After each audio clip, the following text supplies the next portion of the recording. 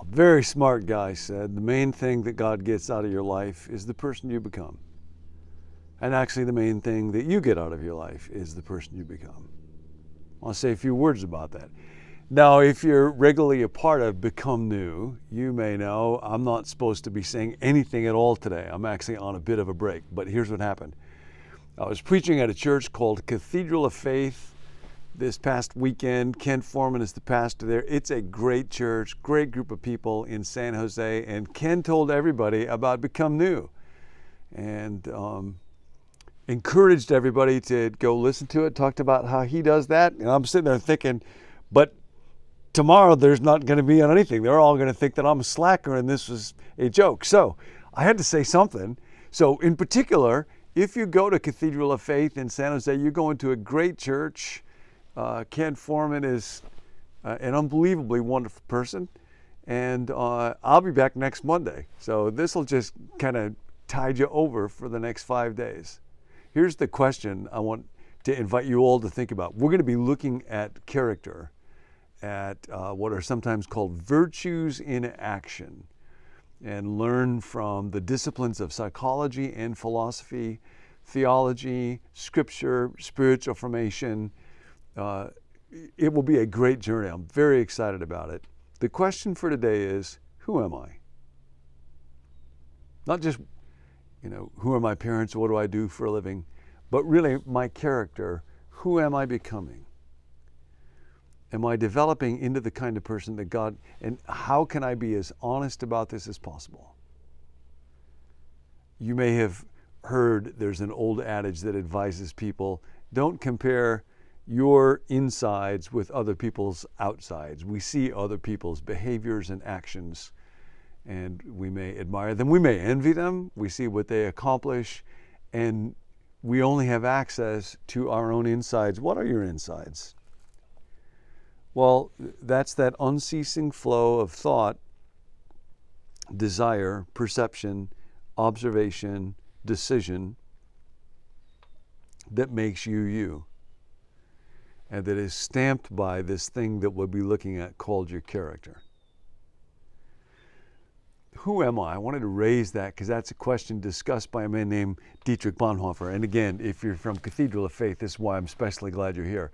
When I was there this past weekend, I was preaching on Psalm 121, one of my favorite psalms. I often start the day with that psalm.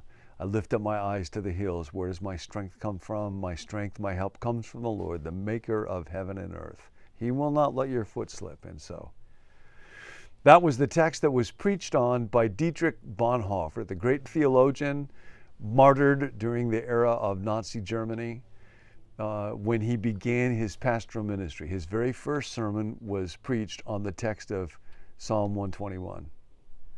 And his life was a remarkable example of what someone can do when they lift their eyes up to the hills. Now, the hills in the ancient world were not something from which people would draw inspiration.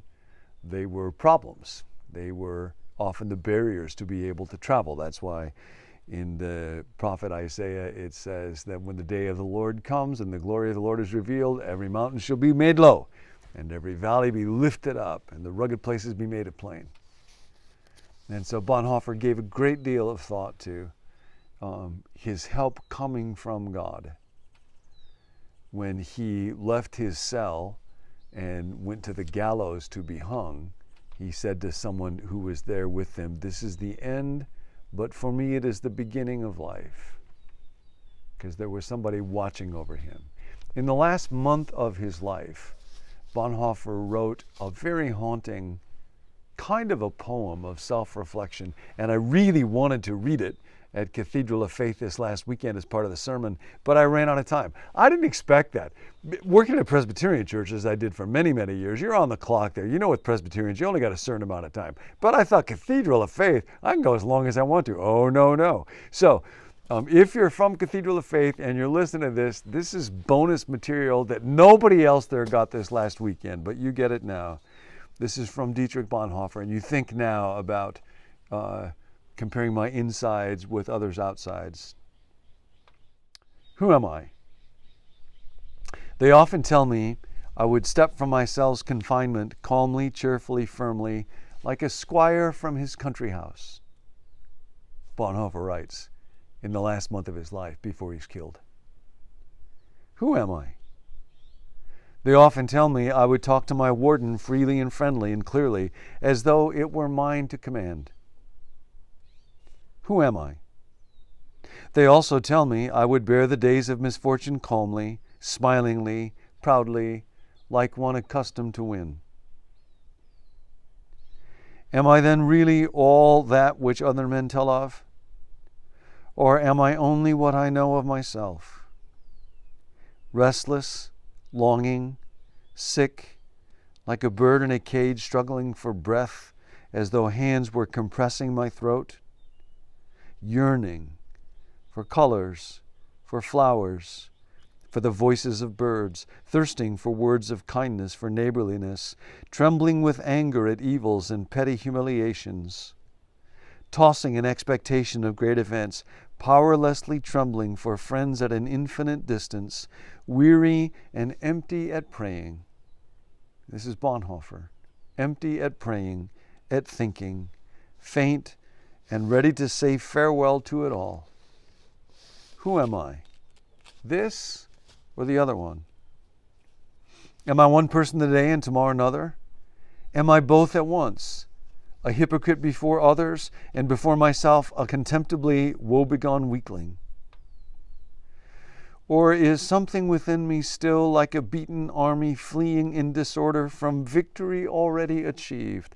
Who am I? They mock me, these lonely questions of mine. Whoever I am, thou knowest, O God, I am thine. Whoever I am, thou knowest, O God, I am thine. Who am I? I don't know. We will learn together as best we can, but none of us even knows ourselves. The most important thing to know is, who am I? O God, whoever I am, thou knowest, I am thine, I am yours, I am yours.